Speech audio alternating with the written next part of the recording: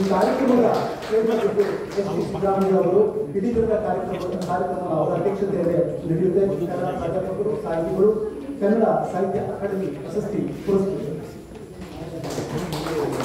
ಹಾಗೂ ಆಶಾದೇವಿ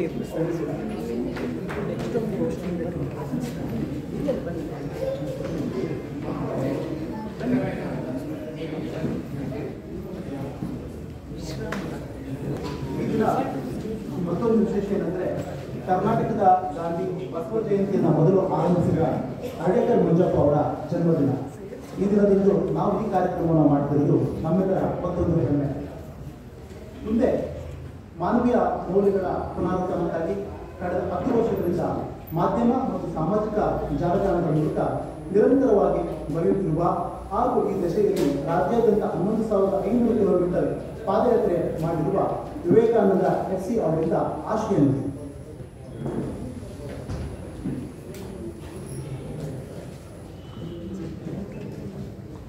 ಶರಣರ ಬರವಣಿಗೆ ಪ್ರಾಣ ಜೀವನವನ್ನು ಇವತ್ತಿನ ಈ ಕಾರ್ಯಕ್ರಮಕ್ಕೆ ಭಾನುವಾರ ಬಿಡುವು ಮಾಡಿಕೊಂಡು ಬಂದಿರುವ ಎಲ್ಲರಿಗೂ ತುಂಬು ಹೃದಯದ ಧನ್ಯವಾದಗಳು.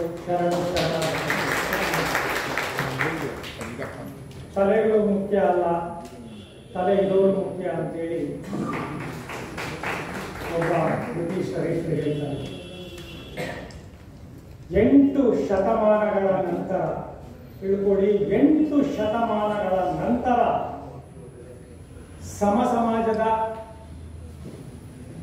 ಆಶಯವನ್ನ, ನನ್ನ ವೈಯಕ್ತಿಕ ಮಟ್ಟದಲ್ಲಿ ಕನಸನ್ನ ನಿಜ ಮಾಡಲಿಕ್ಕಾಗಿ ಒಂದು ವೇದಿಕೆಯನ್ನ, ಒಂದು ಅವಕಾಶವನ್ನ ಕಲ್ಪಿಸಿದ, ಆ ಮುಖಾಂತರ ಕರ್ನಾಟಕದ ಸಾಂಸ್ಕೃತಿಕ ರಾಯಭಾರಿಯಾಗಿ, ವಕ್ತಾರರಾಗಿ ಅಥವಾ ನಾಯಕನನ್ನಾಗಿ ಘೋಷಣೆ ಮಾಡಿದ ಎಲ್ಲ ರಾಜಕೀಯಗಳನ್ನು ಹೊರತುಪಡಿಸಿ ಕರ್ನಾಟಕ ಸರ್ಕಾರವನ್ನ ತುಂಬು ಹೃದಯದಿಂದ ಅಭಿನಂದಿಸಬೇಕಾಗಿದೆ.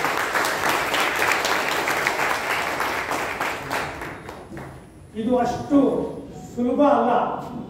ಯಾಕೆಂದ್ರೆ ಇವತ್ತು ಇಡೀ ದೇಶ ಯಾವ ನಿಟ್ಟಿನಲ್ಲಿ ಹೋಗ್ತಾ ಇದೆ ಅಂತೇಳಿ ನಿಮಗೆ ವಿವರಿಸಬೇಕಾಗಿಲ್ಲ.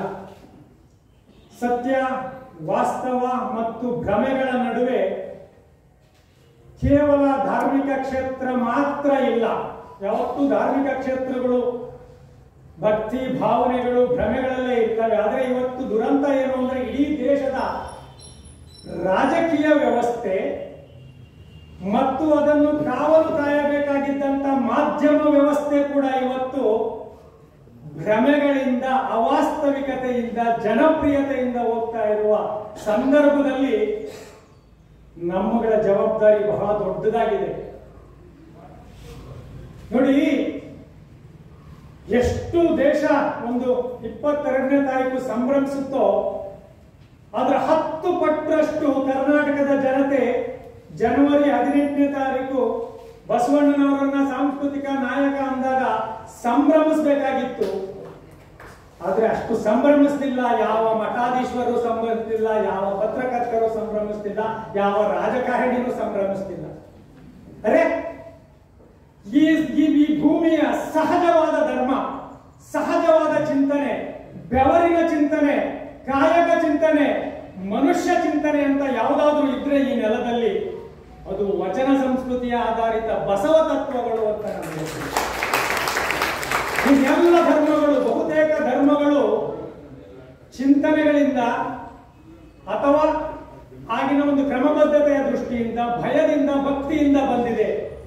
ಆದರೆ ಬೆವರಿನಿಂದ, ಹೃದಯದಿಂದ ಬಂದಿರುವಂತಹ ಚಿಂತನೆಗಳು ಯಾವತ್ತೂ ಸದಾಕಾಲ ನಮ್ಮನ್ನ ಕಾಡಬೇಕಾಗಿತ್ತು. ಆದರೆ ದುರದೃಷ್ಟವಶಾತ್ ಪತ್ರಕರ್ತರಿಗೆ ಪರ್ಟಿಕ್ಯುಲರ್ ಆಗಿ ನಾನು ಹೇಳ್ತೀನಿ. ಯಾಕೆ ಅಂದ್ರೆ ನೋಡಿ, ನಾವು ಇಲ್ಲಿ ಒಂದು 350 ಜನ ಸೇರಿರ್ತೀವಿ. ಆದ್ರೆ ಒಬ್ಬ ಪತ್ರಕರ್ತನಾದ ನಿಜವಾಗ್ಲೂ ತನ್ನ ಮಾಧ್ಯಮದ ಮುಖಾಂತರ ಈ ಚಿಂತನೆಗಳನ್ನ ಇಡೀ ರಾಜ್ಯಾದ್ಯಂತ ಪ್ರಸರಿಸಿದ್ರೆ ಎಷ್ಟು ಚೆನ್ನಾಗಿತ್ತು, ನೀವೇ ಹೇಳಿ. ಹೀಗಲ್ಲ ನಮ್ಗೆ ಅದು ಯಾಕೆ ಆ ದೂರದೃಷ್ಟಿ ಇರುತ್ತೋ ಗೊತ್ತಿಲ್ಲ. ಬಾಬಾ ಸಾಹೇಬ್ ಅಂಬೇಡ್ಕರ್ ಕೂಡ ಒಂದು ಮಾತು ಹೇಳ್ತಾರೆ ನೋಡಿ, ಆಗಲೇ ಮಾರಾಟವಾದ ಪತ್ರಕರ್ತ 1000 ಭಯೋತ್ಪಾದಕರಿಗೆ ಸಮ ಅಂತೀರಿ. ಈಗ ಭಯೋತ್ಪಾದಕರಿಗೆ ನಮ್ಮ ಸುತ್ತ ನೇರವಾಗಿ ಹೇಳ್ತೀನಿ, ನೀವು ಪತ್ರಕರ್ತರು, ಅದರಲ್ಲೂ ಎಲೆಕ್ಟ್ರಾನಿಕ್ ಮೀಡಿಯಾ ಪತ್ರಕರ್ತರು, ಬಹುತೇಕ ಪತ್ರಕರ್ತರು ಬಸವಣ್ಣನ ಜಾಗದಲ್ಲಿ ಯಾರೋ ಕಾಂಜಿ ಪಿಂಜಿ ಜ್ಯೋತಿಷಿಗಳನ್ನ ಪ್ರತಿಷ್ಠಾಪನೆ ಮಾಡ್ತಿದ್ದೀರಿ. ಇವತ್ತು ಬಸವ ತತ್ವವನ್ನ ಜನ ಮಾಡಲ್ಲ. ಯಾವನೋ 8 ಎಣ್ಣೆ ಹಾಕ್ಬಿಟ್ಟು ಏನೋ ಪೂಜೆ ಮಾಡ್ರಿ ಅಂತ ಹೇಳಿದ್ರೆ ಮಾಡ್ತಾರೆ. ಅಂದ್ರೆ ಯಾರನ್ನ ನೀವು ಪ್ರತಿಷ್ಠಾಪನೆ ಮಾಡ್ತಿದ್ದೀರಿ ನೀವು ಈ ಸಮಾಜದಲ್ಲಿ? ಯಾರು? ನನಗೆ ಆಶ್ಚರ್ಯ ಆಗುತ್ತೆ. ಹೆಣ್ಮಕ್ಳು ಅಷ್ಟೇ, ಏನ್ ನಿಮಗೆ ಸಾವೇ ಬರೋದಿಲ್ವಾ? ಅಥವಾ ನೀವು ಏನು, ನಿಮಗೆ ಯಾರು ಅನ್ನವನ್ನ ಕೊಟ್ಟಿದ್ದಾರೆ?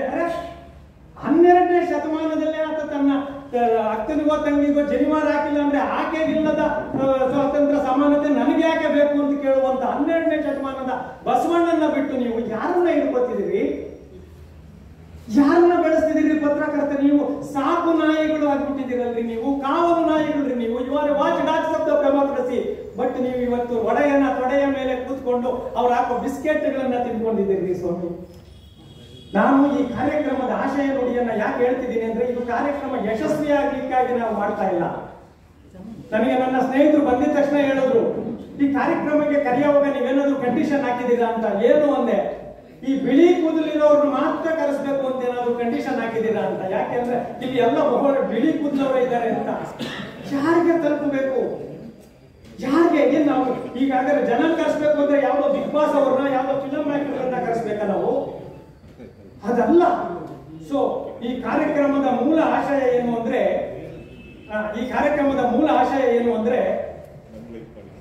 ಈ ಕಾರ್ಯಕ್ರಮ ಮುಗಿಸಿ ಹೋದ ನಂತರ, ಈ ಕಾರ್ಯಕ್ರಮದಿಂದ ಹೆಜ್ಜೆ ಇಟ್ಟು ಹೋದ ನಂತರ ಸ್ವಲ್ಪ ಮಟ್ಟಿಗೆ ಕಡಿಮೆ ಜಾತಿವಾದಿಗಳಾಗೋಣ, ಕಡಿಮೆ ಭ್ರಷ್ಟಾಚಾರಿಗಳಾಗೋಣ, ಮಾನವೀಯ ಮೌಲ್ಯಗಳ ಬಗ್ಗೆ ಒಂದಷ್ಟು ತಿಳುವಳಿಕೆಗಳನ್ನ ಮಾಡೋಣ. ಅದು ಬಹಳ ಮುಖ್ಯ. ಈ ಕಾರ್ಯಕ್ರಮದ ಯಶಸ್ಸು ಬೇರೆ ಇನ್ನೇನೂ ಇಲ್ಲ. ವಾಸ್ತವವಾದಿಗಳಾಗೋಣ, ಪ್ರಕೃತಿಗೆ ನಾವು ನಿಷ್ಠರಾಗೋಣ. ಯಾವುದೋ ಜಾತಿ ಧರ್ಮ ಭಾಷೆಗೆ ಅಲ್ಲ, ಪ್ರಕೃತಿಗೆ ನಿಷ್ಠರಾಗೋಣ. ಎಲ್ಲ ಸ್ವಾಮೀಜಿಗಳು, ಎಲ್ಲ ಏನೇ ಪ್ರವರ್ತಕರು, ಏನೇ ವಚನಗಳು ಮಾಡಿದ್ರು ಪ್ರಯೋಜನ ಇಲ್ಲ. ನಮ್ಮೊಳಗಡೆ ನಾವು ಭ್ರಷ್ಟರಾಗಿದ್ರೆ ಸ್ವಲ್ಪ ಕಡಿಮೆ ಭ್ರಷ್ಟರಾಗ್ತಾ, ಕಡಿಮೆ ಜಾತಿಗಳಾಗ್ತಾ, ಮಾನವೀಯ ಮೌಲ್ಯಗಳನ್ನ ಸ್ವಲ್ಪ ಬೆಳೆಸ್ಕೊಳ್ಳೋಣ. ಆ ಆಶಯದಿಂದನೇ ನಾವು ಈ ಬಸವಣ್ಣನವರನ್ನ ಸಾಂಸ್ಕೃತಿಕ ನಾಯಕ ಅಂತ ಹೇಳಿರುವ ವೇದಿಕೆಯನ್ನ ಉಪಯೋಗಿಸಬೇಕು ಅಂತೇಳಿ ನಾವೆಲ್ಲರೂ ಸೇರಿ ಈ ಒಂದು ಸಣ್ಣ ಕಾರ್ಯಕ್ರಮವನ್ನ ಅತ್ಯಂತ ಸರಳವಾಗಿ ಮಾಡ್ತಾ ಇದ್ದೀವಿ. ಆದ್ರೆ ಕಾರ್ಯಕ್ರಮ ಸರಳವಾದರೂ ಕೂಡ ಈ ಕಾರ್ಯಕ್ರಮಕ್ಕೆ ಬಂದಿರುವ ಅತಿಥಿಗಳು ಮತ್ತು ವಿಚಾರ ಸಂಕಿರಣಗಳು, ಒಂದು ಕ್ರಿಕೆಟ್ ಮ್ಯಾಚ್ ಅನ್ನ ಬೆಳಿಗ್ಗೆಯಿಂದ ಸಾಯಂಕಾಲ ನೋಡ್ತೀರಿ, ಇನ್ಯಾವುದೋ ಒಂದು ಕಾರ್ಯಕ್ರಮವನ್ನ ಬೆಳಿಗ್ಗೆಯಿಂದ ಸಾಯಂಕಾಲ ನೋಡ್ತೀರಿ. ಈ ಕಾರ್ಯಕ್ರಮಕ್ಕೆ ನಿಮ್ಮೊಂದು 5-6 ಗಂಟೆ ಸಮಯವನ್ನ ದಯವಿಟ್ಟು, ಇಷ್ಟೇ ಕ್ರೌಡು ಎಲ್ಲ ಕೆಲಸಗಳ ಮಧ್ಯೆ ಒಬ್ರು ಇಬ್ರು ಬಿಟ್ಟು ಸಂಜೆವರೆಗೂ ಕೂಡ ಇದ್ದು ನಮ್ಮ ಕರ್ತವ್ಯವನ್ನ ನಾವು ಮಾಡೋಣ. ಒಬ್ಬ ಅಧಿಕಾರಕ್ಕಾಗಿ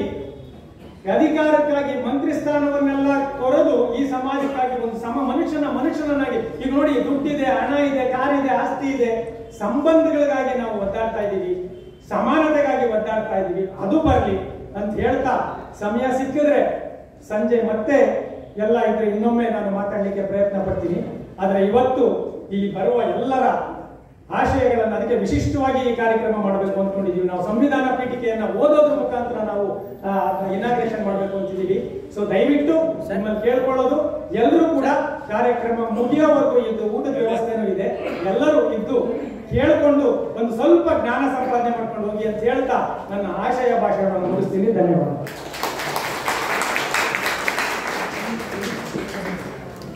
ಧನ್ಯವಾದಗಳು. ಎಲ್ಲ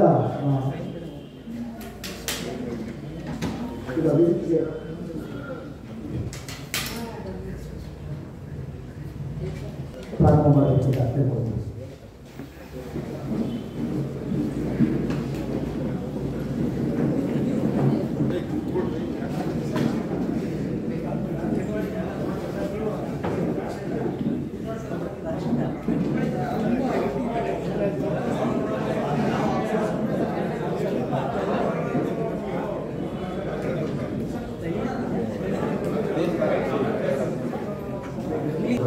ನನ್ನ ಹೆಸರು ರಕ್ಷಿತಾ, ಒಂದೆಡೆ ಸಂಸ್ಥೆಯಿಂದ.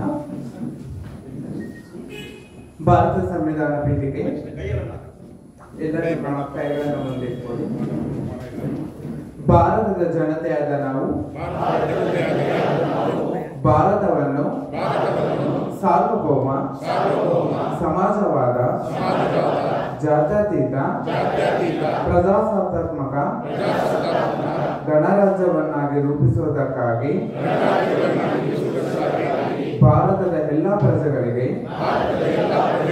ಸಾಮಾಜಿಕ ಆರ್ಥಿಕ ಮತ್ತು ರಾಜಕೀಯ ನ್ಯಾಯವನ್ನು ವಿಚಾರ ಅಭಿವ್ಯಕ್ತಿ ನಂಬಿಕೆ ಧರ್ಮ ಮತ್ತು ಉಪಾಸನೆಯ ಸ್ವಾತಂತ್ರ್ಯವನ್ನು ಸ್ಥಾನಮಾನ ಮತ್ತು ಅವಕಾಶಗಳ ಸಮಾನತೆಯನ್ನು ದೊರೆಯುವಂತೆ ಮಾಡುವುದಕ್ಕಾಗಿ ವ್ಯಕ್ತಿ ಗೌರವ ದೇಶದ ಏಕತೆ ಮತ್ತು ಸಮಗ್ರತೆಗಾಗಿ ಎಲ್ಲರಲ್ಲಿ ಭ್ರಾತೃತ್ವ ಭಾವನೆಯನ್ನು ಮೂಡಿಸುವುದಕ್ಕಾಗಿ ದೃಢ ಸಂಕಲ್ಪ ಮಾಡಿ ನಮ್ಮ ಸಂವಿಧಾನದ ಸಭೆಯಲ್ಲಿ 1949ನೇ ಇಸವಿಯ ನವೆಂಬರ್ ತಿಂಗಳ 26ನೇ ದಿನದಂದು ಈ ಸಂವಿಧಾನವನ್ನು ನಮಗೆ ನಾವೇ ಅರ್ಪಿಸಿಕೊಂಡು ಅಂಗೀಕರಿಸಿ ಶಾಸನವನ್ನಾಗಿ ವಿಧಿಸಿಕೊಂಡಿದ್ದೇವೆ. ಧನ್ಯವಾದಗಳು.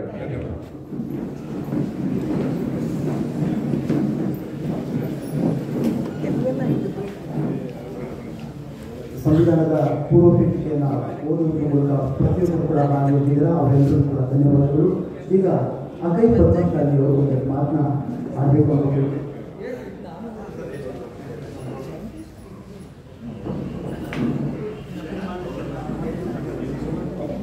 ಸ್ವಲ್ಪ ಬದಲಾವಣೆ. ಈಗ ಸಂವಾದ ಕಾರ್ಯಕ್ರಮ ಪ್ರಾರಂಭ ಆಗುತ್ತೆ. ಬಸವ ತತ್ವದ ಮೂಲ ಆಶಯವೇ ಸಂವಿಧಾನ. ಈ ವಿಷಯದ ಕುರಿತು ಎಚ್.ಎನ್. ನಾಗಮೋಹನ್ ದಾಸ್ ಅವರು ತಮ್ಮ ವಿಚಾರ ಮಂಡಿಸಿದ್ದಾರೆ.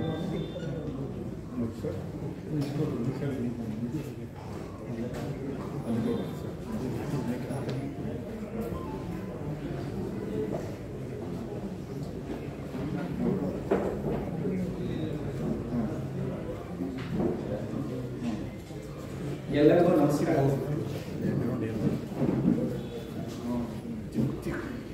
ವೇದಿಕೆ ಮೇಲೆ ಎಲ್ಲ ಗಣ್ಯರೇ, ಇಲ್ಲಿ ನಡೆದಿರ್ತಕ್ಕಂಥ ಎಲ್ಲ ಆತ್ಮೀಯರೇ, ಸುದ್ದಿ ಮಾಧ್ಯಮದ ಚಿತ್ರ ಮಾಧ್ಯಮದ ಗೆಳೆಯರು, ಕರ್ನಾಟಕ ಸರ್ಕಾರ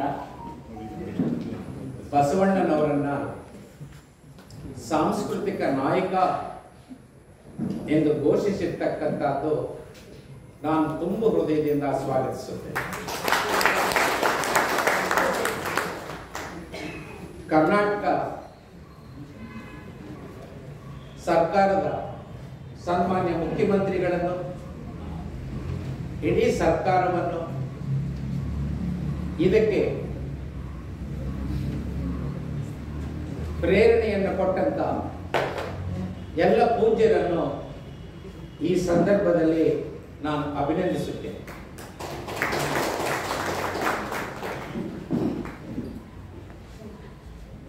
ಘೋಷಣೆ ಮಾಡಿ ಸರ್ಕಾರಿ ಕಚೇರಿಗಳಲ್ಲಿ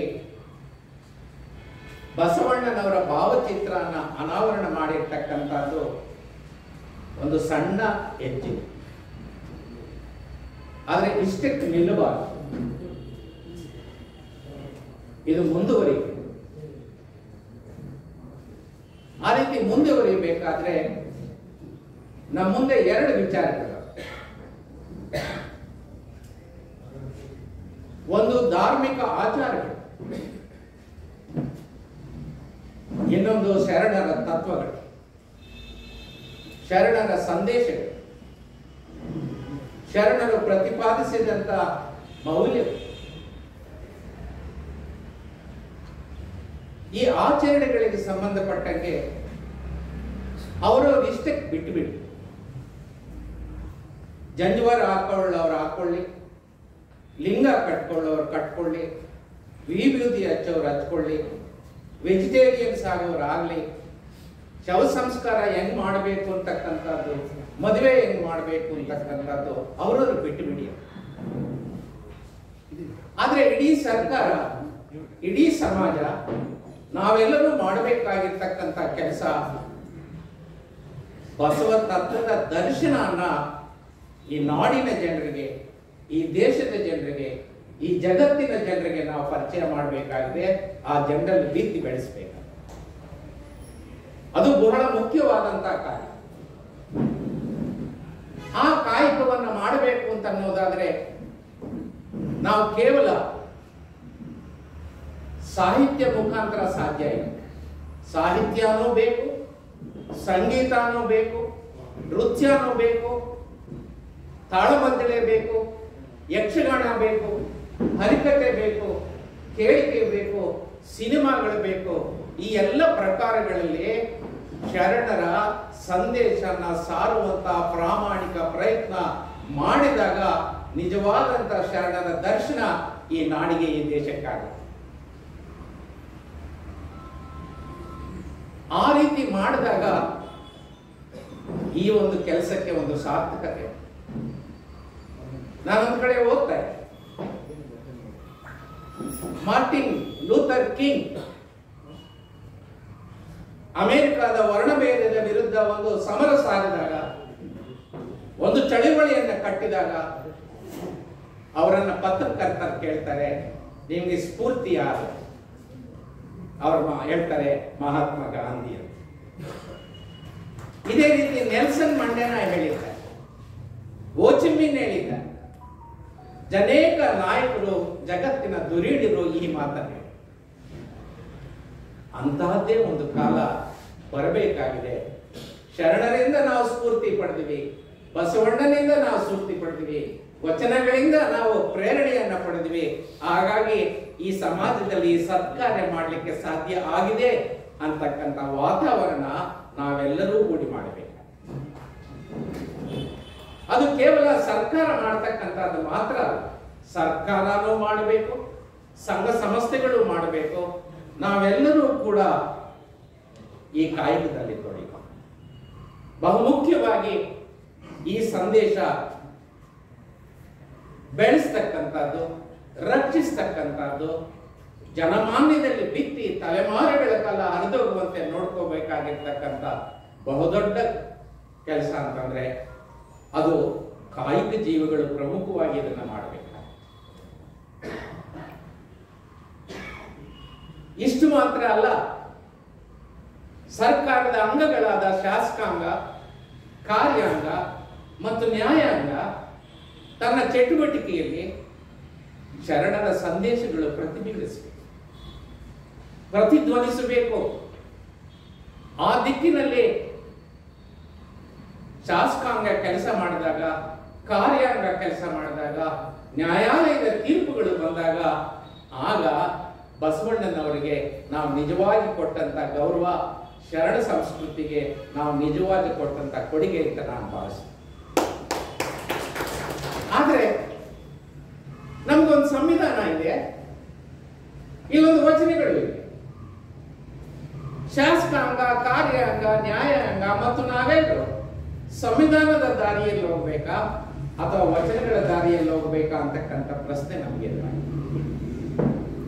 ಆ ರೀತಿ ಪ್ರಶ್ನೆ ಹಾಕೊಂಡಾಗ ಇವತ್ತು ನನಗೆ ಕೊಟ್ಟಂತ ವಿಚಾರ ಏನಿದೆ, ಸಂವಿಧಾನದಲ್ಲಿ ವಚನ ಸಂದೇಶ ಅಂತಕ್ಕಂಥದ್ದು ಬಹಳ ಪ್ರಸ್ತುತ. 12ನೇ ಶತಮಾನದಲ್ಲಿ ಶರಣರು ರಚನೆ ಮಾಡಿರ್ತಕ್ಕಂಥ ವಚನಗಳು, ಆ ಸಂದೇಶ 20ನೇ ಶತಮಾನದಲ್ಲಿ ನಾವು ರಚಿಸಿಕೊಂಡಂತ ಭಾರತದ ಸಂವಿಧಾನದಲ್ಲಿ ಅಡಗಿದೆ ಅಂತಕ್ಕಂಥ ಸತ್ಯನ ನಾವ್ಯಾರೂ ಮರೆಯಬಾರದು. ಹಾಗಾಗಿ ಭಾರತದ ಸಂವಿಧಾನ ಓದ್ಕೊಂಡ್ರೆ ವಚನಗಳು ಓದ್ಕೊಂಡೇನೆ, ವಚನಗಳನ್ನ ಓದ್ಕೊಂಡ್ರೆ ಭಾರತದ ಸಂವಿಧಾನನ ಓದ್ಕೊಂಡೆ. ಭಾರತದ ಸಂವಿಧಾನ ಜಾರಿಯಾದ್ರೆ ವಚನಗಳ ಜಾರಿಯಾದಂಗೆ, ಶರಣರ ಸಂದೇಶಗಳು ದಾರಿಯಾದಂಗೆ ಅಂತ ನಾನು ಅಭಿಪ್ರಾಯ. ಇದಕ್ಕೊಂದು ಸಣ್ಣ ಉದಾಹರಣೆ ನಿಮ್ಗೆ ಕೊಡ್ತೀನಿ. 12ನೇ ಶತಮಾನದಲ್ಲಿ ಶರಣರು ಅಂತರ್ಜಾತಿ ಮದುವೆ ಮಾಡಿದ್ರು. ಅದಕ್ಕೆ ಅವ್ರಿಗೆ ಪನಿಷ್ಮೆಂಟ್ ಕೊಡು. ಆದ್ರೆ 20ನೇ ಶತಮಾನದ ನಮ್ಮ ಸಂವಿಧಾನದ ಅಡಿಯಲ್ಲಿ ಅಂತರ್ಜಾತಿ ಮದುವೆ ಮಾಡಿಕೊಂಡ್ರೆ ಸರ್ಕಾರ ನಿಮ್ಗೆ 2 ಲಕ್ಷ ಕೊಡುತ್ತೇವೆ. ಒಬ್ಬ ದಲಿತ ಹೆಣ್ಣು ಮಗಳನ್ನು ಮದುವೆ ಮಾಡಿಕೊಂಡ್ರೆ 3 ಲಕ್ಷ ಕೊಡುತ್ತೇವೆ. ಒಂದು ವಿಧವೆಯನ್ನ ಮದುವೆ ಮಾಡಿಕೊಂಡ್ರೆ 5 ಲಕ್ಷ ಕೊಡುತ್ತೇವೆ. ಇದು ವಚನಗಳ ಅನುಷ್ಠಾನ ಅಲ್ವಾ ಅಂತ ಈಗ ನೀವು ತೀರ್ಮಾನ.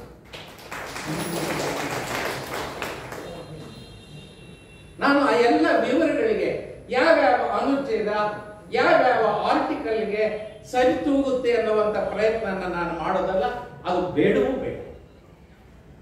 ಆದ್ರೆ ವಚನ ಸಂದೇಶಗಳು ನಮ್ಮ ಸಂವಿಧಾನದಲ್ಲಿ ಅಡಗಿದೆ ಅನ್ನೋದಕ್ಕೆ ನಿಮ್ಗೊಂದು 3-4 ಎಕ್ಸಾಂಪಲ್ ನಾನು ಕೊಡ್ತೇನೆ. ಬಹಳ ಮುಖ್ಯವಾಗಿ ಮಾನವ ಹಕ್ಕುಗಳು 11ನೇ ಶತಮಾನದಲ್ಲಿ 12ನೇ ಶತಮಾನದಲ್ಲಿ ಶರಣರು ರಚನೆ ಮಾಡಿರ್ತಕ್ಕಂಥ ವಚನಗಳಲ್ಲಿ ನೀವು ಬಹಳ ಯಥೇಚ್ಛವಾಗಿ ಮಾನವ ಹಕ್ಕುಗಳ ಪ್ರತಿಪಾದನೆಯನ್ನ ನೀವು ಕಾಣಬಹುದು. ನಾನು ಎಲ್ಲ ವಚನಗಳ ಪಟ್ಟಿಯನ್ನ ಮಾಡಿ ನಿಮ್ಮ ಮುಂದೆ ಓದಕ್ಕೆ ಹೋಗೋದು. ಆದರೆ 1 ಅಥವಾ 2 ವಚನ ಓದಿ ಆ ಇಡೀ ವಚನಗಳು ಮಾನವ ಹಕ್ಕುಗಳನ್ನ ಹೆಂಗ ಪ್ರತಿಪಾದಿಸಿವೆ ಅಂತಕ್ಕಂಥ ಒಂದು ವಿಚಾರನ ನಿಮಗೆ ತಿಳಿಯಪಡಿಸ್ತಕ್ಕಂಥ ಒಂದು ಪ್ರಯತ್ನ. ಒಂದು ವಚನದಲ್ಲಿ ಈ ರೀತಿ ಹೇಳ್ತಾರೆ ಬಸವಣ್ಣ, ಧರ್ಮವಿಲ್ಲವ ದಯ ಇಲ್ಲದ ಧರ್ಮ ಯಾವುದಯ್ಯ, ದಯವೇ ಬೇಕು ಸಕಲ ಪ್ರಾಣಿಗಳೆಲ್ಲವೂ, ದಯವೇ ಧರ್ಮದ ಮೂಲವಯ್ಯ, ಕೂಡಲ ಸಂಗಯ್ಯ ನೀ ಅಂತ ಒಲವೆನಯ್ಯ. ಈ ವಚನದಲ್ಲಿ ಧರ್ಮವನ್ನು ವಿರೋಧಿಸಲಿಲ್ಲ ವಚನಕಾರ, ಆದ್ರೆ ಧರ್ಮಕ್ಕೆ ಒಂದು ದಯೆ ಬೇಕು, ಮಾನವೀಯತೆ ಬೇಕು ಅಂತಕ್ಕಂಥ ಎಲ್ಲ ಮಾನವರನ್ನ ಸಮಾನರಾಗಿ ನೋಡಬೇಕು ಅಂತಕ್ಕಂಥ ಒಂದು ಸಂದೇಶನ 12ನೇ ಶತಮಾನದಲ್ಲಿ. ಅದೇ ರೀತಿ ಇನ್ನೊಂದು ವಚನದಲ್ಲಿ ಈ ರೀತಿ ಹೇಳ್ತಾರೆ, ನ್ಯಾಯ ನಿಷ್ಠೂರಿ ದಾಕ್ಷಿಣ ಪರ ನಾನಲ್ಲ, ಲೋಕ ವಿರೋಧಿ ಶರಣ ರಾಗಿಂಜವನಲ್ಲ, ಕೂಡಲಂಗ ಸಂಗಮ ದೇವರೇ ರಾಜೇತಿ ತಲ್ವ ತಪ್ಪನಾಗಿ. ಈ ಇದರಲ್ಲಿ ರೂಲ್ ಆಫ್ ಲಾ, ನಾವೆಲ್ಲರೂ ಕಾನೂನಿಗೆ ಬದ್ಧರಾಗಿರ್ಬೇಕು, ಕಾನೂನಿನಂತೆ ನಡ್ಕೋಬೇಕು, ಅದರಂತೆ ನಾವು ನಡೆದರೆ ಕಾನೂನು ನಮ್ಮನ್ನ ರಕ್ಷಿಸುತ್ತೆ ಅಂತಕ್ಕಂಥ ಸಂದೇಶ ಈ ವಚನ. ಈ ರೀತಿ ಅನೇಕ ವಚನಗಳು. ಇವನ್ ಆರವ, ಇವನ್ ಯಾರವ, ಇವನ್ ಆರವನೆಂದೆನಿಸಯ್ಯ, ಇವನ್ ನಮ್ಮವ, ಇವನ್ ನಮ್ಮವ, ಇವನ್ ನಮ್ಮವನೆಂದೆನಿಸಯ್ಯ, ಕೂಡಲ ಸಂಗಮ ದೇವ ನಿಮ್ಮ ಮನೆಯ ಮಗನೆನಿಸಯ್ಯ. Without discrimination of religion, caste, language, gender, class, region, place of birth, all are equal ಅಂತಕ್ಕಂಥ ಸಂದೇಶನ ಈ ವಚನದಲ್ಲಿ 12ನೇ ಶತಮಾನದಲ್ಲಿ ವಚನಕಾರರು ನಮಗೆ ನೀಡಿದರು. ಹಾಗಾಗಿ ಈ ಒಟ್ಟು ವಚನಗಳ ಸಾರಾಂಶ ಏನು ಅಂದ್ರೆ, ವಿಶ್ವದ ಸಕಲ ಜೀವಿಗಳು ಸಂತೃಪ್ತಿಯಿಂದ ಇರಬೇಕು, ಎಲ್ಲರಲ್ಲೂ ಸಮಾನತೆ ಇರಬೇಕು, ವರ್ಣ ಜಾತಿ ವರ್ಗ ಮತ್ತು ಲಿಂಗಭೇದಗಳೆಲ್ಲ ನಿರಾಕರಿಸಬೇಕು, ಮಾನವ ಘನತೆಯನ್ನ ಎತ್ತಿ ಹಿಡಿದು ಕ್ರೌರ್ಯ ಮತ್ತು ಅಮಾನುಷ ನಡವಳಿಕೆಯನ್ನು ವಿರೋಧಿಸಿತು, ಇದರನ್ನ ಕೇಡನ್ನ ಬಯಸಬಾರ ಎಂಬ ಛಲ ಬೇಕೆಂದರು, ಸಮಾಜಕ್ಕೆ ಒಳ್ಳೆಯದನ್ನ ಮಾಡುವ ಛಲ ಬೇಕೆಂದರು, ವಾಕ್ ಸ್ವಾತಂತ್ರ್ಯ, ಆಹಾರದ ಸ್ವಾತಂತ್ರ್ಯ, ಧಾರ್ಮಿಕ ಸ್ವಾತಂತ್ರ್ಯ, ವೃತ್ತಿ ಸ್ವಾತಂತ್ರ್ಯ, ಇತರ ಅನೇಕ ಮಾನವ ಹಕ್ಕುಗಳನ್ನ ವಚನಕಾರರು 12ನೇ ಶತಮಾನದಲ್ಲಿ ಪ್ರತಿಪಾದಿಸಿದರು. 2ನೇ ಮಹಾಯುದ್ಧದ ನಂತರ ಜಗತ್ತಿನಲ್ಲಿ ಆ ಯುದ್ಧದ ಪರಿಣಾಮವಾಗಿ ಕೋಟಿಗಟ್ಟಲೆ ಜನ ಸತ್ತು, ಕೋಟಿಗಟ್ಟಲೆ ಜನ ಗಾಯಾಳುಗಳಾದರು, ಅನೇಕ ಕಷ್ಟ ಕಾರ್ಪಣ್ಯಗಳನ್ನ, ರೋಗ ರುಜಿನಗಳನ್ನ ಇಡೀ ಜಗತ್ತಿನ ಜನ ಅನುಭವಿಸಿದರು. ಇನ್ನು ಮುಂದಕ್ಕೆ ಜಗತ್ತಿನಲ್ಲಿ ಯುದ್ಧಗಳು ನಡೆಯಬಾರದು ಅಂತ ತೀರ್ಮಾನ ಮಾಡಿ ಜಗತ್ತಿನ ಜನರು 1945ರಲ್ಲಿ ವಿಶ್ವಸಂಸ್ಥೆಯನ್ನು ಸ್ಥಾಪನೆ ಮಾಡಿ 1948 ಡಿಸೆಂಬರ್ 10ನೇ ತಾರೀಕು ವಿಶ್ವಸಂಸ್ಥೆ ಮಾನವ ಹಕ್ಕುಗಳನ್ನು ಘೋಷಣೆ ಮಾಡಿ ಸದಸ್ಯ ರಾಷ್ಟ್ರಗಳು ಆ ಅಂತಾರಾಷ್ಟ್ರೀಯ ಒಡಂಬಡಿಕೆಗೆ ಸಹಿ ಮಾಡಿ ನಮ್ಮ ರಾಷ್ಟ್ರಗಳಲ್ಲಿ ಮಾನವ ಹಕ್ಕುಗಳನ್ನ ನಾವು ಅನುಷ್ಠಾನಗೊಳಿಸ್ತೀವಿ ಅಂತ ಒಂದು ಪ್ರತಿಜ್ಞೆಯನ್ನ ಮಾಡಿ ಆ ರೀತಿ ಪ್ರತಿಜ್ಞೆ ಮಾಡಿದಂತಹ ದೇಶಗಳಲ್ಲಿ ಭಾರತವೂ ಒಂದು ದೇಶ.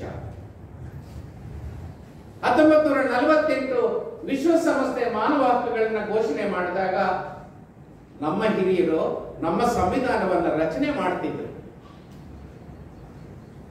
ವಿಶ್ವಸಂಸ್ಥೆ ಘೋಷಣೆ ಮಾಡಿರ್ತಕ್ಕಂಥ ಮಾನವಗಳು ಪ್ರಭಾವ ಬೀರಿ ನಮ್ಮ ಹಿರಿಯರು ನಮ್ಮ ಸಂವಿಧಾನದಲ್ಲಿ ಮಾನವ ಹಕ್ಕುಗಳನ್ನು ಸೇರ್ಪಡಿಸಿ ಭಾಗ 3 ಭಾಗ 4 ಈ ಎರಡೂ ಭಾಗಗಳಲ್ಲಿ ಸಂವಿಧಾನದಲ್ಲಿ ನೀವು ಮಾನವ ಹಕ್ಕುಗಳನ್ನು ನೋಡಿ. ಭಾಗ 3ರಲ್ಲಿ ಅನುಚ್ಛೇದ 12ರಿಂದ ಅನುಚ್ಛೇದ 35,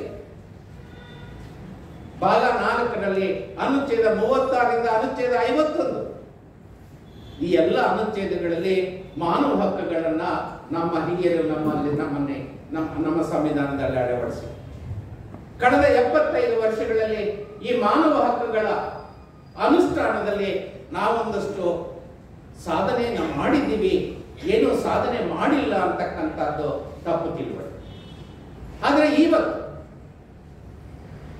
21ನೇ ಶತಮಾನದಲ್ಲಿ ನಿಂತು 2024ರಲ್ಲಿ ನಮ್ಮ ಪರಿಸ್ಥಿತಿ ಅಂತ ಏನು ಅಂತ ನೋಡಿದಾಗ ಆಘಾತ.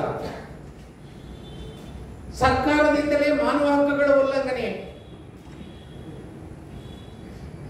ಮಾತಾಡೋಂಗಿಲ್ಲ, ಟೀಕೆ ಮಾಡೋಂಗಿಲ್ಲ, ಪ್ರಶ್ನೆ ಮಾಡೋಂಗಿಲ್ಲ, ವಿಮರ್ಶೆ ಮಾಡೋಂಗಿಲ್ಲ.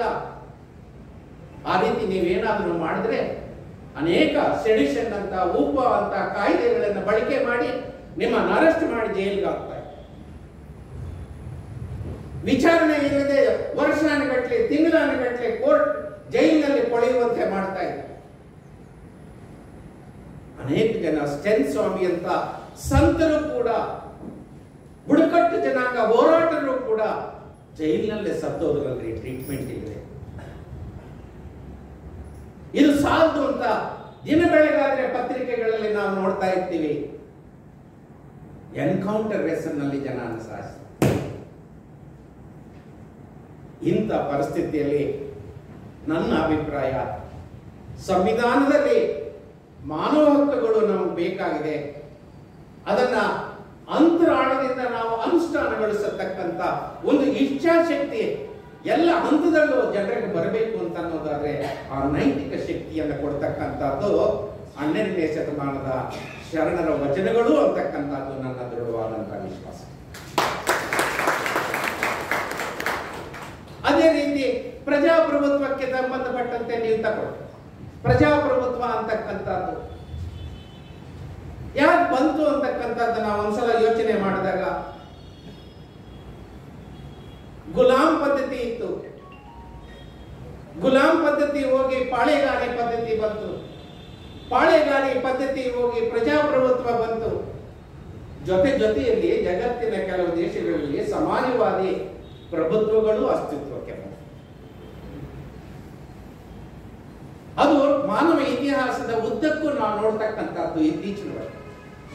ಆದರೆ 12ನೇ ಶತಮಾನದಲ್ಲಿ ಬಸವಾದಿ ಶರಣರು ಪ್ರಜಾಪ್ರಭುತ್ವದ ಬಗ್ಗೆ ಬಹುದೊಡ್ಡ ಮೌಲ್ಯಗಳನ್ನ, ವಿಚಾರಗಳನ್ನ, ಸಂದೇಶಗಳನ್ನ ಈ ಜಗತ್ತಿಗೆ ನೀಡಿ ಅನುಭವ ಮಂಟಪನ ಕಟ್ಟಿದ್ರು. ಜಾತಿ ಭೇದವಿಲ್ಲದ, ಧರ್ಮ ಭೇದವಿಲ್ಲದ, ವರ್ಗ ಭೇದವಿಲ್ಲದ ಜನರು ಅದರಲ್ಲಿ ಬಂದು ಭಾಗವಹಿಸಿದ್ರು. ಮುಕ್ತವಾದಂತ ಚರ್ಚೆ ಮಾಡಿದ್ರು. ಆ ಚರ್ಚೆಯ ಸಾರಾಂಶವೇ ಇವತ್ತು ನಮ್ಮ ಮುಂದೆ ಇರ್ತಕ್ಕಂಥ ಸುಮಾರು 25,000 ವಚನ.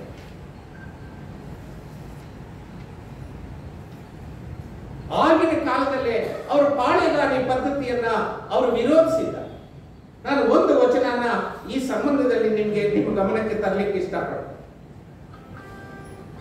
ಆನೆಯನ್ನು ಏರಿಕೊಂಡು ಹೋದರೆ ನೀವು, ಕುದುರೆಯನ್ನು ಏರಿಕೊಂಡು ಹೋದರೆ ನೀವು, ಕುಂಕುಮ ಕಸ್ತೂರಿಯ ಪೂಸಿಕೊಂಡು ಹೋದರೆ ಅಣ್ಣ, ಸತ್ಯದ ನಿಲುವರಿಯದೆ ಹೋದಿರಲ್ಲ, ಸದ್ಗುಣವೆಂಬ ಫಲದ ಬಿತ್ತದೆ ಬೆಳೆಯದೆ ಹೋದಿರಲ್ಲ, ಅಹಂಕಾರವೆಂಬ ಸದಮದಗದ ಗಜವೇರಿ ವಿಧಿಗೆ ಗುರಿಯಾಗಿ ನೀವು ಹೋದಿರಲ್ಲ, ನಿಮ್ಮ ಕೂಡಲ ಸಂಗಮ ದೇವರೆಯ ನರಕಕ್ಕೆ ಭಾಜನರಾದ ಆ ಪಾಳೆಗಾರಿಯ ಫ್ಯೂಡಲ್ ವ್ಯವಸ್ಥೆಯನ್ನ 12ನೇ ಶತಮಾನದ ವಚನಕಾರರು ಎಷ್ಟು ಪ್ರಬಲವಾಗಿ ಅದನ್ನು ವಿರೋಧಿಸಿದ್ದಾರೆ ಅಂತಕ್ಕಂಥದ್ದನ್ನ ಅನುಭವ ಮಂಟದ ಪೂರ್ವಕ ಒಂದು ಇನ್ಸ್ಟಿಟ್ಯೂಷನ್ ಮಾಡಿದರು, ಒಂದು democratic institution, a democratic debate, a democratic reform.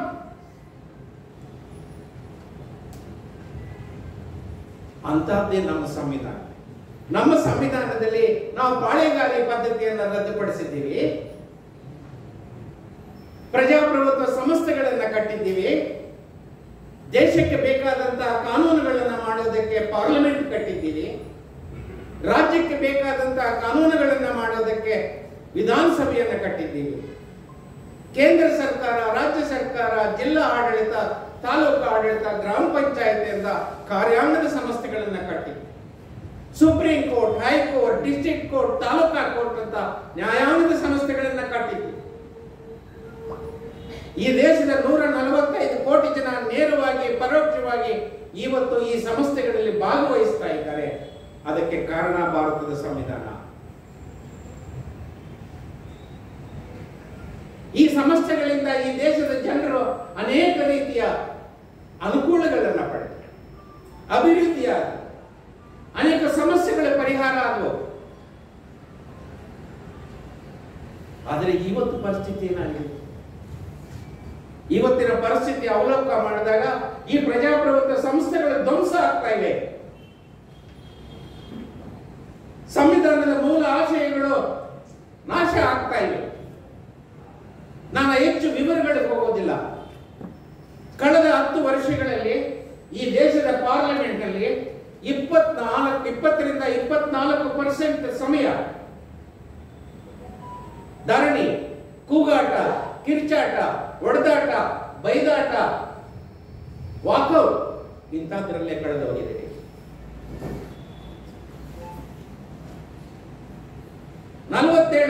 ಬಿಲ್ಗಳು parliament ನಲ್ಲಿ ಮಂಡನೆ ಆಗಿದ ಬಿಲ್ಗಳ ಪೈಕಿ 47% ಬಿಲ್ಗಳು ಚರ್ಚೆಯಲ್ಲಿದೆ ಪಾಸ್ ಆಗಿವೆ. ಚರ್ಚೆ ಮಾಡಬೇಕು ಅಂತಂದಾಗ ಪ್ರಶ್ನೆ ಮಾಡತಕ್ಕಂತ ಅವರನ್ನ ಡಿಸ್ಮಿಸ್ ಮಾಡ್ತಾ ಇದ್ದಾರೆ. ನೀವೆಲ್ಲ ಪತ್ರಿಕೆಗಳೆಲ್ಲ ಓದಿದ್ರಿ, 146 ಜನ ಪಾರ್ಲಿಮೆಂಟ್ ಸದಸ್ಯರನ್ನ ಸಸ್ಪೆಂಡ್ ಮಾಡಿ ಪಾರ್ಲಿಮೆಂಟ್ ನ ಹೊರಗಡೆ ಇಟ್ಟು ಪಾರ್ಲಿಮೆಂಟ್ ಒಳಗಡೆ ಚರ್ಚೆಗಳು ನಡೆದವು, ಬಿಲ್ಗಳು ಪಾಸ್ ಆದವು. ನಮ್ಮ ಅನುಭವ ಮಂಟಪ ಇಲ್ಲಿ ಇವತ್ತಿನ ಪಾರ್ಲಿಮೆಂಟ್. ರಾಜ್ಯದ ವಿಧಾನಸಭೆಗಳು ಇದಕ್ಕಿಂತ ಭಿನ್ನವಾಗಿಲ್ಲ ಅಂತಕ್ಕಂಥ ಮಾತನ್ನ ಈ ಸಂದರ್ಭದಲ್ಲಿ ನಿಮ್ಗೆ ಹೇಳ್ಬೇಕು.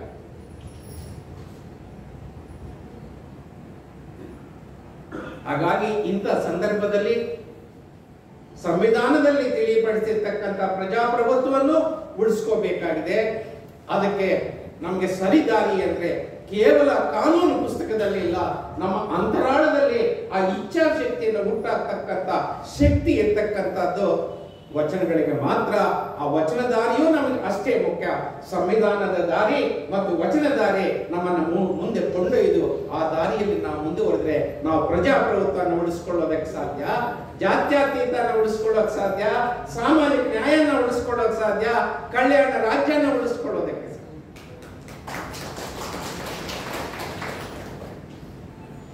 ಈ ರೀತಿ ನಾನು ಅನೇಕ ಉದಾಹರಣೆಗಳನ್ನು ನಿಮಗೆ ಕೊಡಬಲ್ಲೆ. ಲಿಂಗ ಸಮಾನತೆಯ ಬಗ್ಗೆ ಭಾರತ ದೇಶದಲ್ಲಿ ಜಾತಿ ವ್ಯವಸ್ಥೆ ಇದೆ. ಹುಟ್ಟುತ್ತಾ ನನಗೊಂದು ಜಾತಿ, ನನ್ನ ಜಾತಿಗೊಂದು ಕಸುಬು, ನಾನು ಜಾತಿ ಬದಲಾಯಿಸೋಂಗಿಲ್ಲ, ಕಸುಬು ಬದಲಾಯಿಸೋಂಗಿಲ್ಲ, ಅಂತರ್ಜಾತಿ ಮದುವೆ ಮಾಡಿಕೊಳ್ಳೋಂಗಿಲ್ಲ, ಎಲ್ಲರೂ ಸೇರಿ ಒಟ್ಟಿಗೆ ಪಂಕ್ತಿ ಭೋಜನ ಮಾಡೋಂಗಿಲ್ಲ, ಸತ್ತ ಎಳೆಗಳನ್ನು ಒಂದೇ ಸ್ಮಶಾನದಲ್ಲಿ ಸಂಸ್ಕಾರ ಮಾಡಲ್ಲ, ಆ ಜಾತಿಯವರಿಗೆ ಬೇರೆ, ಈ ಜಾತಿಯವರಿಗೆ ಬೇರೆ, ಆ ಧರ್ಮದವರಿಗೆ ಬೇರೆ, ಈ ಧರ್ಮದವರಿಗೆ ಸ್ಮಶಾನ. ಅದು ಅಲ್ಲಿಗೆ ನಿಲ್ಲಿಲ್ಲ. ಜಾತಿ ಮತ್ತು ಕಸುಬನ್ನ ವಂಶಪಾರಂಪರ್ಯ ಮಾಡಿದ್ರು. It is mere hereditary. A cobbler son has to become a cobbler, a hair cutter son has to become a hair cutter, a washer man son has to become a washer man. A farmer son has to become a farmer. ಈ ರೀತಿ ವಂಶಪಾರಂಪರ, ಈ ರೀತಿ ಒಂದು ವ್ಯವಸ್ಥೆಯನ್ನ ವಚನಕಾರರು ಆವತ್ತೇ ಇದನ್ನ ಖಂಡಿಸಿ ಅದನ್ನು ಪ್ರತಿಭಟಿಸಿದರು.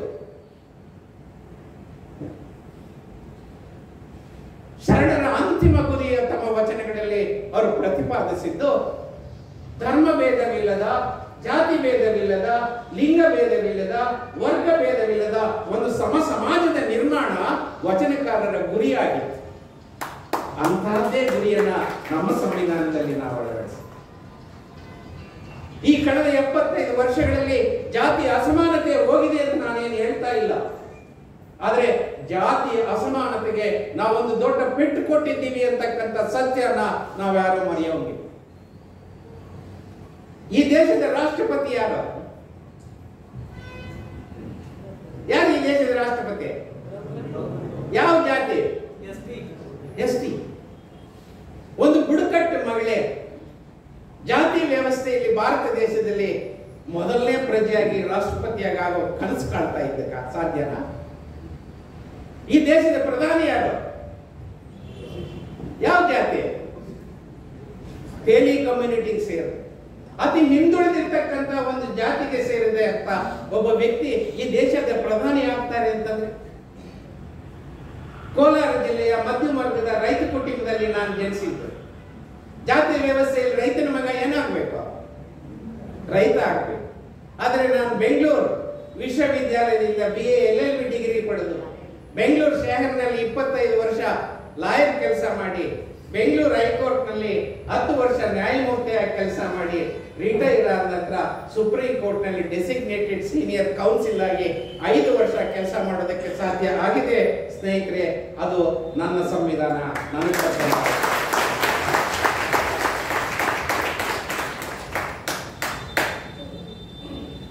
ಆದ್ರೆ ಇವತ್ತು ಧರ್ಮದ ಹೆಸರಿನಲ್ಲಿ, ಜಾತಿಯ ಹೆಸರಿನಲ್ಲಿ ಜನರ ಐಕ್ಯತೆಯನ್ನು ಮೂಡಿದ್ದಾರೆ. ಜನರಲ್ಲಿ ವಿಷ ತುಂಬಿದ್ದಾರೆ, ಅಪನಂಬಿಕೆಯನ್ನು ಹುಟ್ಟಾಕಿದ್ದಾರೆ, ಗೋಡೆಗಳನ್ನು ನಿರ್ಮಾಣ ಮಾಡಿದ್ದಾರೆ. ಇಂಥ ಪರಿಸ್ಥಿತಿಯಲ್ಲಿ ನಾವಿದ್ದೀವಿ. ಹಾಗಾಗಿ ಇಂಥ ಪರಿಸ್ಥಿತಿಯನ್ನು ನಾವು ಹಿಮ್ಮೆಟ್ಟಿಸಬೇಕಾದ್ರೆ, ನಮ್ಮ ಜಾತ್ಯತೀತ ಮೌಲ್ಯವನ್ನು ಕಾಪಾಡ್ಕೋಬೇಕು ಅಂತ ಅನ್ನೋದಾದ್ರೆ ನಮಗೆ ಸಂವಿಧಾನವೇ ಎಷ್ಟು ಮುಖ್ಯನೋ ಶರಣರ ವಚನಗಳು ಅಷ್ಟೇ ಮುಖ್ಯ ಈ ವಿಚಾರದಲ್ಲಿ ಅಂತಕ್ಕಂಥ ಮಾತನ್ನ ಈ ಸಂದರ್ಭದಲ್ಲಿ ನಾನು ಹೇಳಕ್ ಇಷ್ಟ. ಭಾರತ ದೇಶದ ಒಟ್ಟು ಜನಸಂಖ್ಯೆಯಲ್ಲಿ ಸರಿಸುಮಾರು ಅರ್ಧದಷ್ಟು ಮಹಿಳೆ. ಜಾತಿ ವ್ಯವಸ್ಥೆಯಲ್ಲಿ ಮಹಿಳೆಯರನ್ನ ಬಹಳ ಕೀಳಾಗಿ ನಾವು ನಡೆಸಿಕೊಂಡಿದ್ದೀವಿ. ಅದು ಕೇವಲ ಕೆಳಜಾತಿ ಹೆಣ್ಣು ಮಕ್ಕಳನ್ನು ಮಾತ್ರ ಅಲ್ಲ, ಎಲ್ಲ ಮೇಲ್ಜಾತಿ, ಮಧ್ಯಮ ಜಾತಿ, ಕೆಳಜಾತಿ ಹೆಣ್ಣು ಮಕ್ಕಳನ್ನ ನಾವು 2ನೇ ದರ್ಜೆಯ ಪ್ರಜೆಗಳನ್ನಾಗಿ ನಾವು ನಡೆಸಿಕೊಳ್ಳಿ. ಅವರಿಗೆ ಶಿಕ್ಷಣವನ್ನು ನಿರಾಕರಿಸಿದ್ವಿ, ಆಸ್ತಿಯ ಹಕ್ಕನ್ನು ನಿರಾಕರಿಸಿದ್ವಿ, ಅಧಿಕಾರದಲ್ಲಿ ಭಾಗವಹಿಸೋದನ್ನೇ ನಿರಾಕರಿಸಿದ್ವಿ, ನ್ಯಾಯ ವಿತರಣಾ ವ್ಯವಸ್ಥೆಯಲ್ಲಿ ತೊಡಗಿಸಲಿಲ್ಲ, ಶಾಸನಗಳ ರೂಪಿಸೋದ್ರಲ್ಲಿ ನಾವು ತೊಡಗಿಸಲಿಲ್ಲ. ಆದ್ರೆ ಭಾರತ ಗಣರಾಜ್ಯ ಆದ ನಂತರ, ನಮ್ಮ ಸಂವಿಧಾನ ಜಾರಿಗೆ ಬಂದ ನಂತರ ನಾವು ಬಹುದೊಡ್ಡ ಸಾಧನೆಯನ್ನು ಮಾಡಿದ್ವಿ. India has seen A women president, A prime minister, chief ministers, ambassadors, governors, parliamentarians, legislators, IAS, IPS, IRS officers, supreme ಕೋರ್ಟ್ನ ಜಡ್ಜಿಗಳು, ಹೈಕೋರ್ಟಿನ ಜಡ್ಜಿಗಳಾಗಿ, ಜಿಲ್ಲಾ ತಾಲೂಕು ನ್ಯಾಯಾಲಯಗಳಲ್ಲಿ ಮಹಿಳೆಯರು, ದಲಿತರು, ಅಲ್ಪಸಂಖ್ಯಾತರು ಇವತ್ತು ದೊಡ್ಡ ಪ್ರಮಾಣದಲ್ಲಿ ಪ್ರವೇಶ ಮಾಡಿ ಇದನ್ನೇ 12ನೇ ಶತಮಾನದ ವಚನಕಾರರು ಪ್ರತಿಪಾದಿಸಿ ಈ ಲಿಂಗ ಸಮಾನತೆ. 10 ಅಲ್ಲ, 100 ಅಲ್ಲ, ಸಾವಿರಾರು ವಚನಗಳಿವೆ ಈ ಸಂಬಂಧ. ಅದು ಸಾಧ್ಯ ಇವತ್ತು ಆಗಿದ್ರೆ ಇದಕ್ಕೆ ಕಾರಣ ನಮ್ಮ ಸಂವಿಧಾನ. ಆದ್ರೆ ಪರಿಸ್ಥಿತಿ ಇವತ್ತೇನಾಗಿದೆ? ಪ್ರತಿನಿತ್ಯ ಮಹಿಳೆಯರ ಮೇಲೆ ಅತ್ಯಾಚಾರಗಳು ಜಾಸ್ತಿ ಆಗ್ತಾ ಇವೆ, ದೌರ್ಜನ್ಯಗಳು ಜಾಸ್ತಿ ಆಗ್ತಾ ಇವೆ. ಆಡಳಿತದಲ್ಲಿ ಅವರಿಗೆ ಸರಿಯಾದಂತಹ ಸ್ಥಾನಮಾನನ್ನ ಇವತ್ತು ನಾವು ನೀಡ್ತಾ ಇಲ್ಲ. ಕಳೆದ 27 ವರ್ಷಗಳಿಂದ ಮಹಿಳೆಯರಿಗೆ ಇದು ಪಾರ್ಲಿಮೆಂಟ್ ನಲ್ಲಿ ಮತ್ತು ವಿಧಾನಸಭೆಯಲ್ಲಿ ಮೀಸಲಾತಿ ಬೇಕು ಅಂತ ಕೂಗೆ ಒಂದು ವರ್ಷದ ಹಿಂದೆ ಪಾರ್ಲಿಮೆಂಟ್ ನವರು ಒಂದು ಶಾಸನ ಮಾಡಿದ್ರು, ನಾವು ಮೀಸಲಾತಿ ಕೊಡ್ತೀವಿ. ಆದ್ರೆ ಈ 24ರಲ್ಲಿ 2-3 ತಿಂಗಳಲ್ಲಿ ನಡೆಯತಕ್ಕಂಥ ಪಾರ್ಲಿಮೆಂಟ್ ಚುನಾವಣೆ, ಅಸೆಂಬ್ಲಿ ಚುನಾವಣೆಯಲ್ಲಿ ಮಹಿಳೆಯರಿಗೆ ಪ್ರಾತಿನಿಧ್ಯ ಮೀಸಲಾತಿ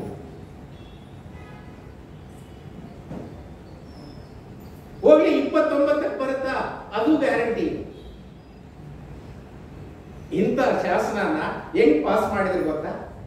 ರೆಗ್ಯುಲರ್ ಸೆಷನ್ಸ್ ನಲ್ಲಿ ಪಾಸ್ ಮಾಡಲಿಲ್ಲ, ಒಂದು ಸ್ಪೆಷಲ್ ವಿಶೇಷ ಅಧಿವೇಶನ ಕರೆದ್ರು. ಏನ್ ಅರ್ಜೆಂಟ್ ಇತ್ತು ವಿಶೇಷ ಅಧಿವೇಶನ ಕರೆಯೋದಕ್ಕೆ? ನಾವೆಲ್ಲ ಕೂಡಲೇ ಎಲೆಕ್ಷನ್ ಬರ್ತಾ ಇದ್ದೀವಿ, ಜಾರಿ ಮಾಡ್ತಾರೆ. ವಿಶೇಷ ಕರೆದಿದ್ದು ಆಯ್ತು, ಬಿಲ್ ಪಾಸ್ ಮಾಡಿದ್ದು ಆಯ್ತು, ಇದುವರೆಗೆ ಯಾವಾಗ ಜಾರಿ ಮಾಡ್ತೀವಿ ಅಂತ ಪತ್ತೇನೆ ಇಲ್ಲ. ಇಂಥ ಸಂದರ್ಭದಲ್ಲಿ ಅದು ಕಲ್ಯಾಣ ರಾಜ್ಯ ಆಗ್ಬೋದು, ಕಾಯಿಕ ಸಂಸ್ಕೃತಿ ಆಗ್ಬೋದು. ಇವತ್ತು ಭಾರತ ದೇಶದಲ್ಲಿ ಅಪಾರವಾದ ಸಂಪತ್ತು ಉತ್ಪಾದನೆಯಾಗಿದೆ. India is more richer today than ever before. ಆದ್ರೆ ಈ ಶ್ರೀಮಂತಿಕೆ ಇಷ್ಟಿದ್ದು ನಮ್ಮಲ್ಲಿ ಬಡತನ ಯಾಕೆ ಮುಂದುವರಿತಾ ಇದೆ? ನಿರುದ್ಯೋಗ ಯಾಕಿದೆ?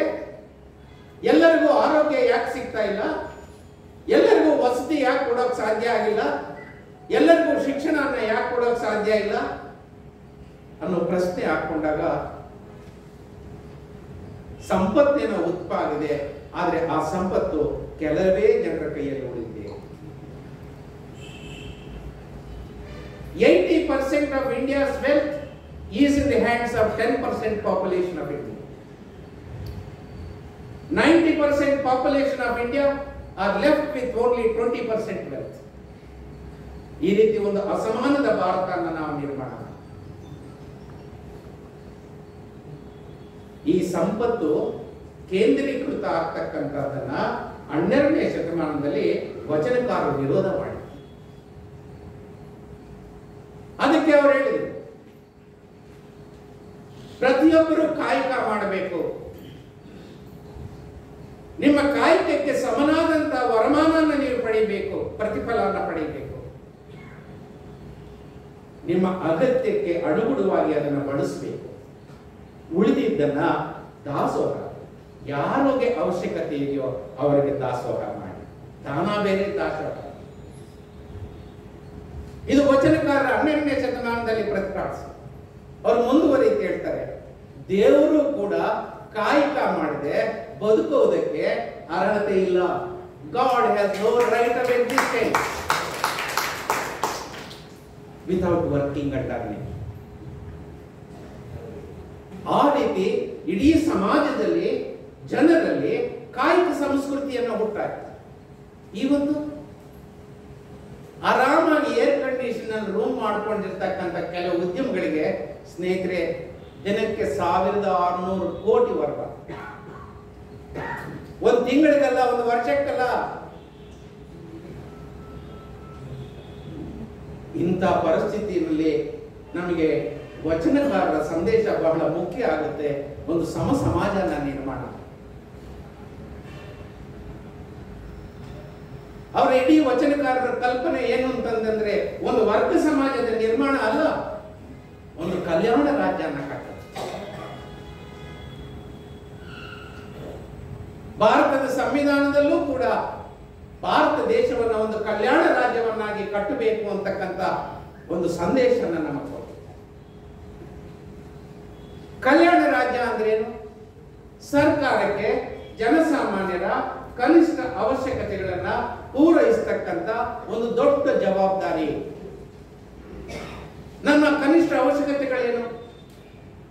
ನಮ್ಗೆ ಅನ್ನ ಬೇಕು, ಶಿಕ್ಷಣ ಬೇಕು, ಆರೋಗ್ಯ ಬೇಕು, ಉದ್ಯೋಗ ಬೇಕು. ಸರ್ಕಾರ ಇವನ್ನ ಒದಗಿಸ್ತಕ್ಕಂಥ ಜವಾಬ್ದಾರಿ ಅಂತ ಒಂದು ರಾಜಕೀಯ ವ್ಯವಸ್ಥೆಗೆ ನಾವು ಕಲ್ಯಾಣ. Such a type of political dispensation is called as welfare state. ಆದ್ರೆ ಇವತ್ತೇನಾಗಿದೆ, water is privatised, education is privatised, health is privatised, employment is privatised, housing is privatised, transport is privatised. Vehicle ಕೊಂಡ್ಕೊಂಡ್ರೆ ನಾವು ಲೈಫ್ ಟ್ಯಾಕ್ಸ್ ಕಟ್ಟಬೇಕು, ಹೌದಾ? ಆದ್ರೆ ಹೈವೇನಲ್ಲಿ ಹೋಗ್ಬೇಕಾದ್ರೆ ಪ್ರತಿ ಗೇಟ್ಗೂ road tax. Is it not privatization of public transport?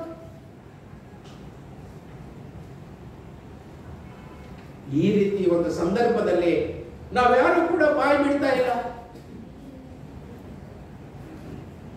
ಸರ್ಕಾರ ದಿನೇ ದಿನೇ ದೂರ ಸರಿತಾ ಇದೆ ಈ ಅವಶ್ಯಕತೆಗಳನ್ನು ಪೂರೈಸುವುದರಿಂದ.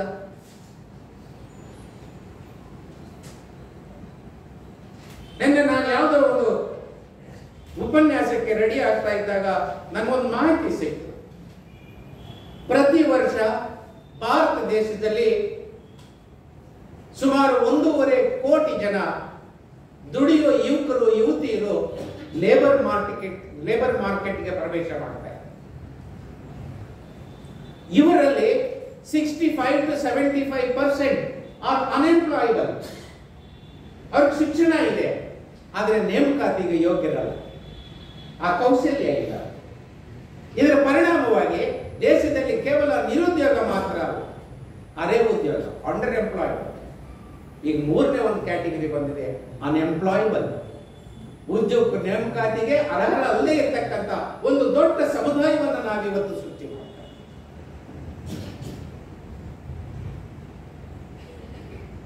ಇದು ಸರ್ಕಾರದ ನೀತಿ ಆಗಿದೆ. ಈ ದೊಡ್ಡ ಅನ್ಎಂಪ್ಲಾಯ್ಮೆಂಟ್ ಇವತ್ತು ಪರೀಕ್ಷೆ ಪರಿಣಾಮ ಏನಾಗಿದೆ? When you cannot employ the youth for construction of the nation, somebody will use for the destruction of the nation. ಕಳೆದ 50 ವರ್ಷಗಳಲ್ಲಿ ನಾವ್ಯಾರು ಕಾಣದೆ ಕೇಳದೆ ಇರ್ತಕ್ಕಂಥ ಅತಿ ಹೆಚ್ಚು ನಿರುದ್ಯೋಗ ದೇಶದಲ್ಲಿ ತಾಂಡವಾಡ್ತಾರೆ. ಈ ಮಾನವ ಸಂಪನ್ಮೂಲವನ್ನು ನಾವು ಬಳಕೆ ಮಾಡಲಿಲ್ಲ, ಯೋಜನೆಗಳ ರೂಪಿಸಲಿಲ್ಲ, ಕಾರ್ಯಕ್ರಮಗಳನ್ನು ಹಮ್ಮಿಕೊಳ್ಳಿಲ್ಲ. ಅದರ ಪರಿಣಾಮವಾಗಿ ಭಯೋತ್ಪಾದನೆ ಜಾಸ್ತಿ ಆಗ್ತಾ ಇದೆ, ಮೂಲಭೂತವಾದ ಜಾಸ್ತಿ ಆಗ್ತಾ ಇದೆ, ಕೋಮುವಾದ ಜಾಸ್ತಿ ಆಗ್ತಾ ಇದೆ, ಅಪರಾಧೀಕರಣ ಜಾಸ್ತಿ ಆಗ್ತಾ ಇದೆ, ಡ್ರಗ್ ಅಡಿಕ್ಷನ್ ಜಾಸ್ತಿ ಆಗ್ತಾ ಇದೆ, ವ್ಯಭಿಚಾರ ಜಾಸ್ತಿ ಆಗ್ತಾ ಇದೆ, ಭ್ರಷ್ಟಾಚಾರ ಜಾಸ್ತಿ ಆಗ್ತಾ ಇದೆ, ಆತ್ಮಹತ್ಯೆಗಳು ಜಾಸ್ತಿ ಆಗ್ತಾ ಇದೆ. ನಿರುದ್ಯೋಗದ ಸಮಸ್ಯೆಯನ್ನು ಪರಿಹಾರ ಮಾಡದೆ ಈ ಎಲ್ಲ ಸಾಮಾಜಿಕ ಅನಿಷ್ಟಗಳನ್ನ ನಿಲ್ಲಿಸೋದಕ್ಕೆ ಸಾಧ್ಯ ಇಲ್ಲ ಅಂತ ಕನಿಷ್ಠ ತಿಳುವಳಿಕೆ ನಮ್ಮ ಸರ್ಕಾರಗಳು ಬರಲಿಲ್ಲ ನೋಡಿ. ಅದನ್ನೇ 12ನೇ ಶತಮಾನದಲ್ಲಿ ಅವರ ಆಗಿನ ಕಾಲಕ್ಕೆ ಕಾಯಕಕ್ಕೆ ಎತ್ತು ಮಹತ್ವ ಕೊಟ್ಟರು. ಆ ಕಾಯ ಸಂಸ್ಕೃತಿನ ಹೆಂಗೆ ಬಿತ್ತಿ ಬೆಳೆಸಿದ್ರು, ಆ ಒಂದು ಮೌಲ್ಯದಿಂದ ಇಡೀ ಸಮಾಜದಲ್ಲಿ ಒಂದು ಸಾಮಾಜಿಕ ಬದಲಾವಣೆಯನ್ನು ತರುವುದಕ್ಕೆ ಸಾಧ್ಯ ಆಯಿತು ಅಂತಕ್ಕಂಥ ಸತ್ಯನ ನಾವ್ಯಾರು ಮಾಡಿ. ಅದೇ ರೀತಿ ಮೌಢ್ಯಾಚಾರ, ಲೇಬರ್, ಈ ತರ ಅನೇಕ ವಿಚಾರಗಳು ನಿಮ್ಗೆ ನಾನು ಹೇಳ್ತಾ ಹೋದ್ರೆ ಅಷ್ಟಿಷ್ಟಲ್ಲ ಬಂಧುಗಳೇ. ಇಷ್ಟು ಮಾತ್ರ ನಾನು ಹೇಳಬಲ್ಲೆ, ಭಾರತದ ಸಂವಿಧಾನದಲ್ಲಿ ವಚನ ಸಂದೇಶ ಅಡಗಿದೆ.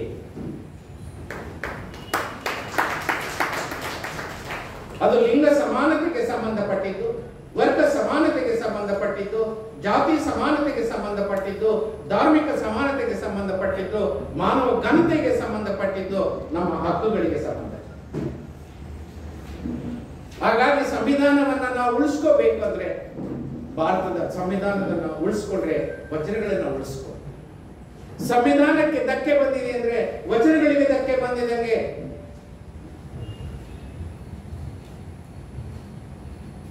ಐದು ವರ್ಷಗಳ ಹಿಂದೆ ನಾವೆಲ್ಲ ಸಂವಿಧಾನದ ಪರವಾದಂತ ಧ್ವನಿ ಎತ್ತಿದ್ವಿ.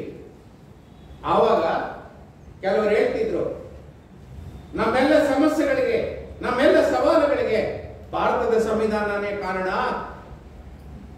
ನಾವು ಅಧಿಕಾರಕ್ಕೆ ಬಂದಿರೋದೇ ಸಂವಿಧಾನ ಬದಲಾಯಿಸೋದಕ್ಕೆ.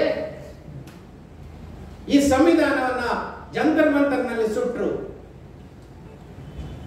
ಆಗ ನಾವು ಒಂದಷ್ಟು ಜನ ಈ ರಾಜ್ಯದಲ್ಲಿ, ಈ ದೇಶದಲ್ಲಿ ಸಂವಿಧಾನ ಉಳಿವಿಗಾಗಿ ಧ್ವನಿ ಎತ್ತಿ. ಇವತ್ತು ಸಂವಿಧಾನ ಸಂವಿಧಾನ ಕಿತ್ತಾಕ್ತೀವಿ, ಬದಲಾಯಿಸ್ತೀವಿ ಅಂತ ಯಾರು ಹೇಳ್ತಾ ಇಲ್ಲ. ಈ ಸಂವಿಧಾನಕ್ಕೆ ನಮಸ್ಕಾರ ಮಾಡ್ತಾರೆ, ಮಹಾತ್ಮ ಗಾಂಧಿಗೆ ನಮಸ್ಕಾರ ಮಾಡ್ತಾರೆ, ಬಸವಣ್ಣನವರು ಫೋಟೋಗೆ ನಮಸ್ಕಾರ ಮಾಡ್ತಾರೆ, ಅಂಬೇಡ್ಕರ್ ಸ್ಟ್ಯಾಚ್ಯೂಗೆ ಹೂಮಾಲೆ ಹಾಕ್ತಾರೆ. ಆದ್ರೆ ಸಂವಿಧಾನಕ್ಕೆ ಚಾಕು ತೂರಿದ್ದಾರೆ.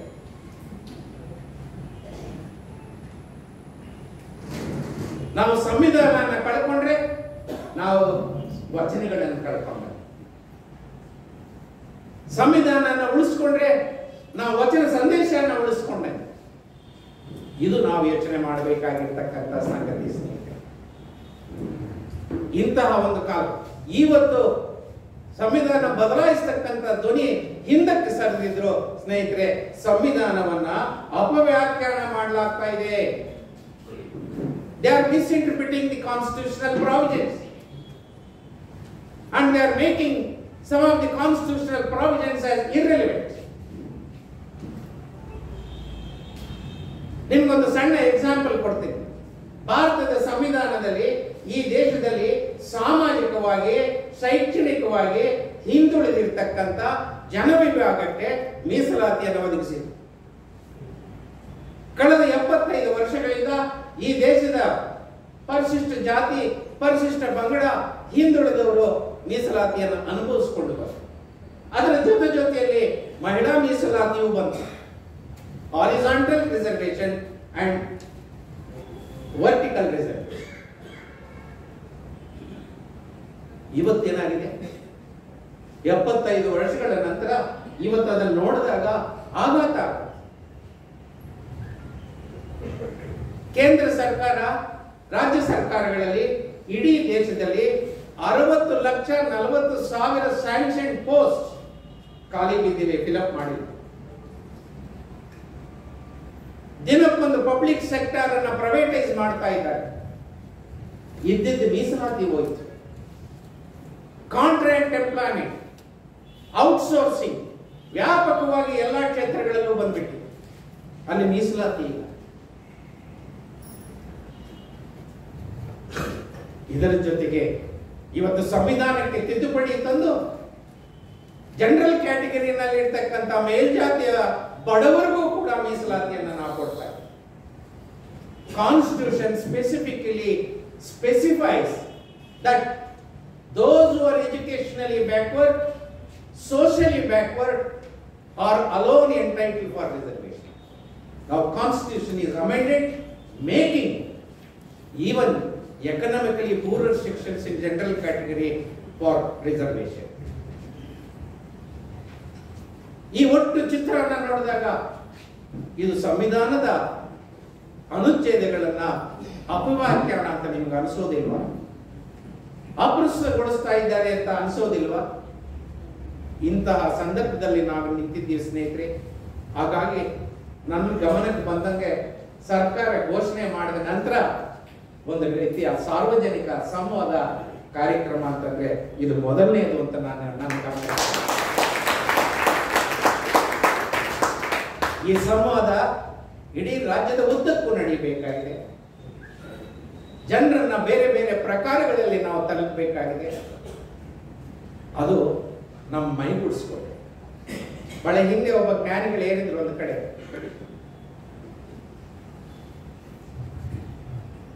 ದೇಶಕ್ಕೆ ಒಂದು ಸಂವಿಧಾನ ಎಷ್ಟು ಮುಖ್ಯ, ಈ ದೇಹಕ್ಕೆ ವಚನಗಳು ಅಷ್ಟೇ ಮುಖ್ಯ ಅಂತ. ಹಾಗಾಗಿ ಸರ್ಕಾರಕ್ಕೆ ಬಿಡುವಂತ ಕೆಲಸ ಅಲ್ಲ, ಸರ್ಕಾರನೂ ಮಾಡಬೇಕು, ಸಂಘ ಸಂಸ್ಥೆಗಳು ಮಾಡಬೇಕು, ನಾವು ಪ್ರತಿಯೊಬ್ಬರು ಮಾಡಬೇಕು. ನಮ್ಮ ಜೀವನದಲ್ಲಿ ಈ ವಚನ ನೈತಿಕತೆಯನ್ನು ಅಳವಡಿಸಿಕೊಂಡಾಗ, ಅದನ್ನ ದಿನನಿತ್ಯ ಜೀವನದಲ್ಲಿ ನಾವು ಅನುಷ್ಠಾನಗೊಳಿಸಿದಾಗ ಖಂಡಿತವಾಗಿಯೂ ಸಂವಿಧಾನನೂ ಉಳಿಯುತ್ತೆ, ವಚನಗಳು ಉಳಿಯುತ್ತವೆ. ಸಂವಿಧಾನ ಜಾರಿಯಾದರೆ ವಚನಗಳು ಜಾರಿಯಾದರೆ ಆ ದಿಕ್ಕಿನಲ್ಲಿ ನಾವೆಲ್ಲ ಮುಂದುವರಿಯೋಣ ಅಂತೇಳಿ ಅವಕಾಶಕ್ಕಾಗಿ ಎಲ್ಲರನ್ನು ವಂದಿಸಿ ನನ್ನ ಮಾತನ್ನು ಮುಗಿಸ್ತೇನೆ. ನಮಸ್ಕಾರ.